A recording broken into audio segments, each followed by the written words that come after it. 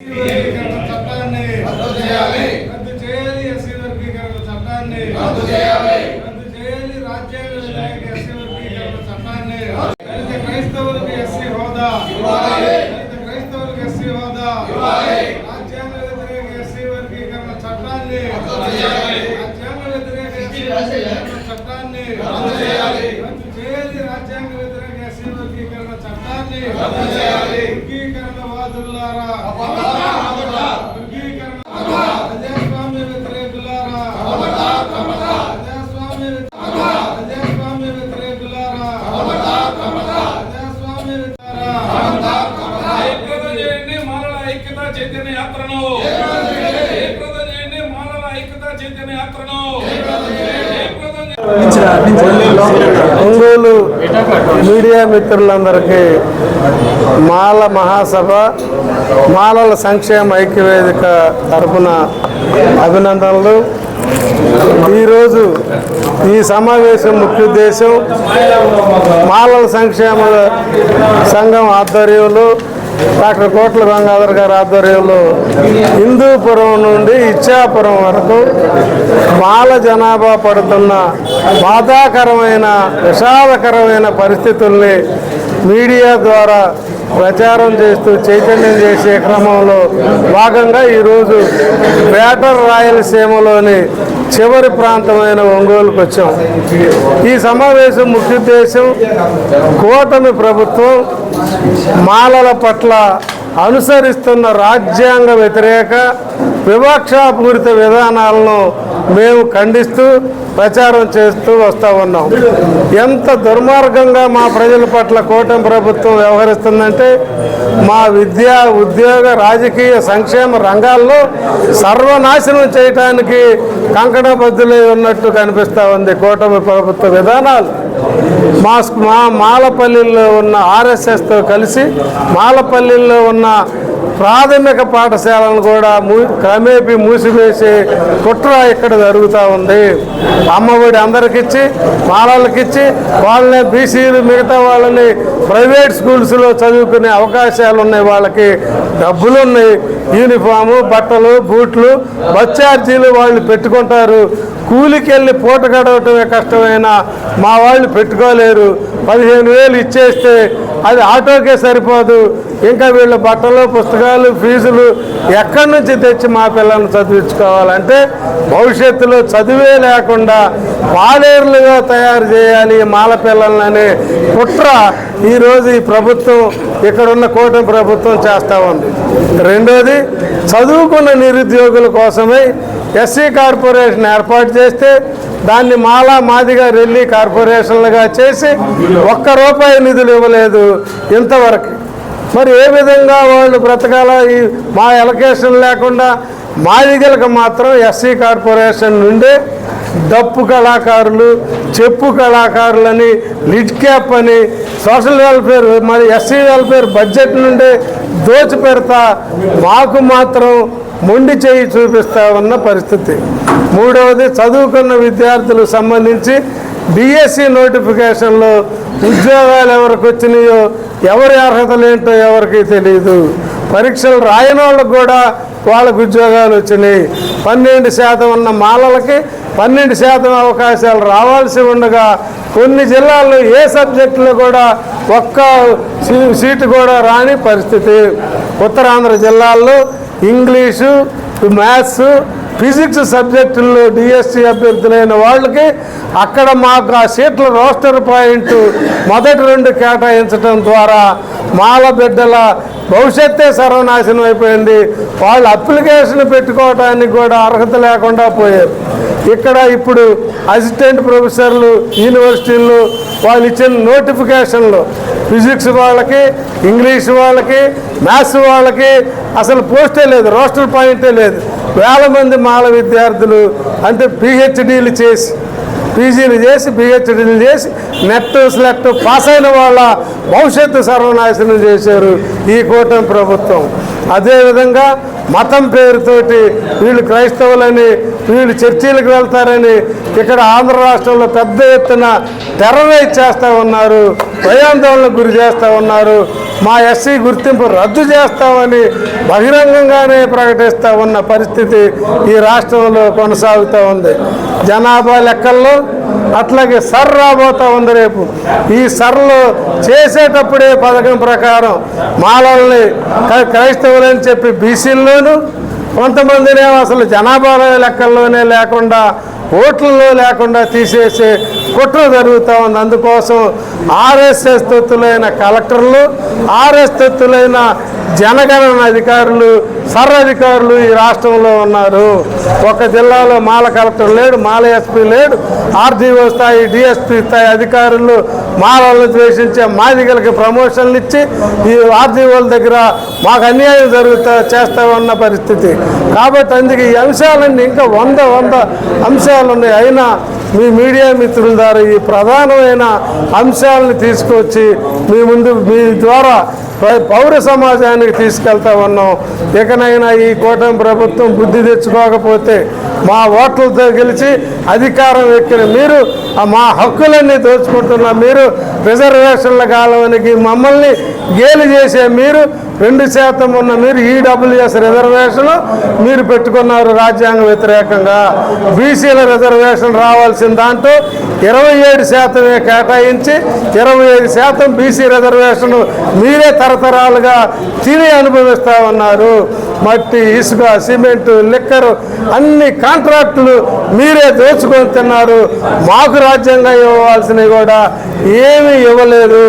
మా పట్ల మొసలి కన్నీరు కాలుస్తా మా సంక్షేమం అని చెప్పి మీ కులాల, వర్గాల, పార్టీల, ప్రజల కొన్ని కోట్లు పడగెత్తే విధంగా చేసుకున్నారు.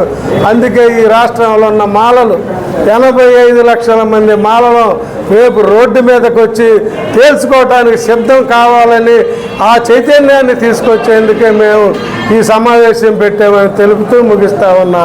జై భీమ్.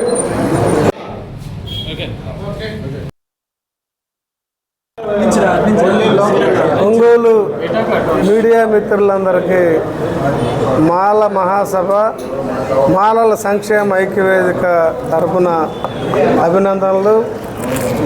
ఈరోజు ఈ సమావేశం ముఖ్య ఉద్దేశం మాలల సంక్షేమ సంఘం ఆధ్వర్యంలో, డాక్టర్ కోట్ల గంగాధర్ గారి ఆధ్వర్యంలో హిందూపురం నుండి ఇచ్చాపురం వరకు మాల జనాభా పడుతున్న బాధాకరమైన, విషాదకరమైన పరిస్థితుల్ని మీడియా ద్వారా ప్రచారం చేస్తూ చైతన్యం చేసే క్రమంలో భాగంగా ఈరోజు గ్రేటర్ రాయలసీమలోని చివరి ప్రాంతమైన ఒంగోలుకు వచ్చాం. ఈ సమావేశం ముఖ్య ఉద్దేశం కూటమి ప్రభుత్వం మాలల పట్ల అనుసరిస్తున్న రాజ్యాంగ వ్యతిరేక వివక్షాపూరిత విధానాలను మేము ఖండిస్తూ ప్రచారం చేస్తూ వస్తూ ఉన్నాం. ఎంత దుర్మార్గంగా మా ప్రజల పట్ల కూటమి ప్రభుత్వం వ్యవహరిస్తుందంటే, మా విద్య, ఉద్యోగ, రాజకీయ, సంక్షేమ రంగాల్లో సర్వనాశనం చేయటానికి కంకణబద్దులై ఉన్నట్టు కనిపిస్తూ ఉంది కూటమి ప్రభుత్వ విధానాలు. మా మాలపల్లిలో ఉన్న ఆర్ఎస్ఎస్తో కలిసి మాలపల్లిలో ఉన్న ప్రాథమిక పాఠశాలను కూడా క్రమేపీ మూసివేసే కుట్ర ఇక్కడ జరుగుతూ ఉంది. అమ్మఒడి అందరికిచ్చి, మాలలకిచ్చి, వాళ్ళని బీసీలు మిగతా వాళ్ళని ప్రైవేట్ స్కూల్స్లో చదువుకునే అవకాశాలు ఉన్నాయి. వాళ్ళకి డబ్బులు ఉన్నాయి, యూనిఫాము, బట్టలు, బూట్లు, బస్ ఛార్జీలు వాళ్ళు పెట్టుకుంటారు. కూలికి వెళ్ళి పూట గడవటమే కష్టమైన మా వాళ్ళు పెట్టుకోలేరు. 15,000 ఇచ్చేస్తే అది ఆటోకే సరిపోదు. ఇంకా వీళ్ళ బట్టలు, పుస్తకాలు, ఫీజులు ఎక్కడి నుంచి తెచ్చి మా పిల్లల్ని చదివించుకోవాలంటే భవిష్యత్తులో చదివే లేకుండా పాలేరులుగా తయారు చేయాలి మాల పిల్లలనే కుట్ర ఈరోజు ఈ ప్రభుత్వం, ఇక్కడున్న కూటమి ప్రభుత్వం చేస్తూ ఉంది.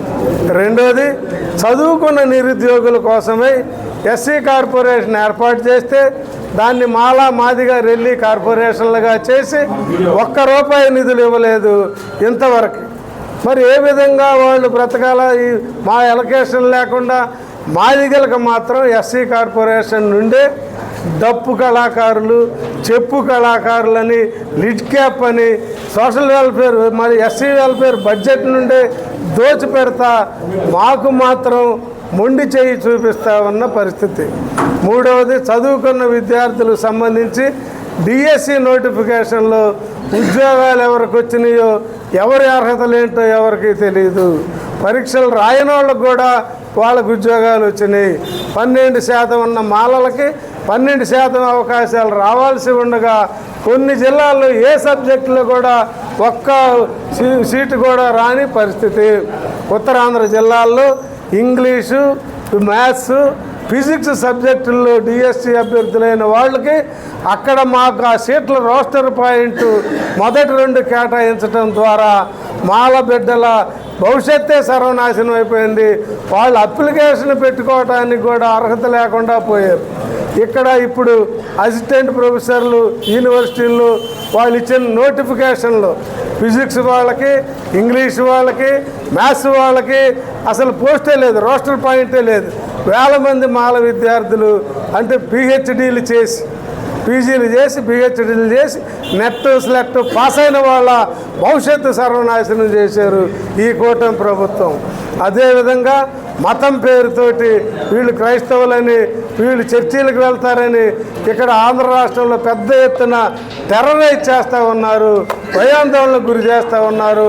మా ఎస్సీ గుర్తింపు రద్దు చేస్తామని బహిరంగంగానే ప్రకటిస్తూ ఉన్న పరిస్థితి ఈ రాష్ట్రంలో కొనసాగుతూ ఉంది. జనాభా లెక్కల్లో అట్లాగే సర్ రాబోతూ ఉంది రేపు. ఈ సర్లో చేసేటప్పుడే పథకం ప్రకారం మాలల్ని క్రైస్తవులని చెప్పి బీసీల్లోనూ, కొంతమందినే అసలు జనాభా లెక్కల్లోనే లేకుండా, ఓట్లలో లేకుండా తీసేసే కుట్ర జరుగుతూ ఉంది. అందుకోసం ఆర్ఎస్ఎస్ తొత్తులైన కలెక్టర్లు, ఆర్ఎస్ తొత్తులైన జనగణన అధికారులు, సర్ అధికారులు ఈ రాష్ట్రంలో ఉన్నారు. ఒక జిల్లాలో మాల కలెక్టర్ లేడు, మాల ఎస్పీ లేడు, ఆర్డీఓ స్థాయి, డిఎస్పీ స్థాయి అధికారులు మాలలను ద్వేషించే మాదిగలకి ప్రమోషన్లు ఇచ్చి ఈ ఆర్డీఓల దగ్గర మాకు అన్యాయం చేస్తూ ఉన్న పరిస్థితి. కాబట్టి అందుకే ఈ అంశాలన్నీ ఇంకా 100 అంశాలు ఉన్నాయి. అయినా మీ మీడియా మిత్రుల ద్వారా ఈ ప్రధానమైన అంశాలను తీసుకొచ్చి మీ ముందు, మీ ద్వారా పౌర సమాజానికి తీసుకెళ్తా ఉన్నాం. ఇకనైనా ఈ కూటమి ప్రభుత్వం బుద్ధి తెచ్చుకోకపోతే మా ఓట్లతో గెలిచి అధికారం ఎక్కిన మీరు, మా హక్కులన్నీ దోచుకుంటున్న మీరు, రిజర్వేషన్ల కాలానికి మమ్మల్ని గేలి చేసే మీరు, 2% ఉన్న మీరు ఈడబ్ల్యూఎస్ రిజర్వేషన్ మీరు పెట్టుకున్నారు రాజ్యాంగ వ్యతిరేకంగా. బీసీల రిజర్వేషన్ రావాల్సిన దాంట్లో 27% కేటాయించి 25% బీసీ రిజర్వేషన్ మీరే తరతరాలుగా తిని అనుభవిస్తూ ఉన్నారు. మట్టి, ఇసుక, సిమెంటు, లిక్కరు అన్ని కాంట్రాక్టులు మీరే దోచుకొని తిన్నారు. మాకు రాజ్యాంగం ఇవ్వాల్సినవి కూడా ఏమీ ఇవ్వలేదు. మా పట్ల మొసలి కన్నీరు కాలుస్తా మా సంక్షేమం అని చెప్పి మీ కులాల, వర్గాల, పార్టీల, ప్రజల కొన్ని కోట్ల పడగెత్తే విధంగా చేసుకున్నారు. అందుకే ఈ రాష్ట్రంలో ఉన్న మాలలు 85 లక్షల మంది మాలలో రేపు రోడ్డు మీదకి వచ్చి తేల్చుకోవటానికి సిద్ధం కావాలని ఆ చైతన్యాన్ని తీసుకొచ్చేందుకే మేము ఈ సమావేశం పెట్టామని తెలుపుతూ ముగిస్తా ఉన్నా. జై భీమ్. మీడియా మిత్రులందరికీ నమస్కారం అండి. నా పేరు కోట్ల గంగాధర్, ఆంధ్రప్రదేశ్ మాల సంక్షేమ రాష్ట్ర అధ్యక్షుడిని.